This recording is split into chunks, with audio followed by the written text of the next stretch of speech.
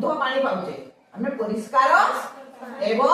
जीवाणु मुक्त पानी पाउचे एटा हम पई फिल्टर एटा हम पई कोन फिल्टर एथरे पानी छानी की पीवा पानी हम बाहर देसी हम पीवा पानी नु नउचेसी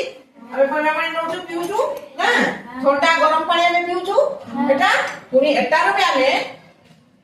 ठंडा परिष्कार शुद्ध पानी हमें पाउचु हला विशुद्ध पानी हमें पाउचु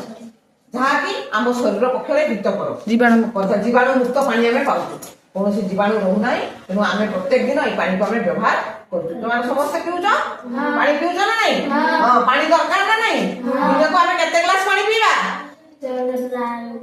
4 ग्लास 10 ग्लास पानी पीवा है 10 ରୁ 12 ग्लास पानी आम पीवा तुम्हें छोट पिला 6 ग्लास 7 ग्लास पानी निश्चित भाव में पीब है पानी ही जीवन कौन पानी ही जीवन।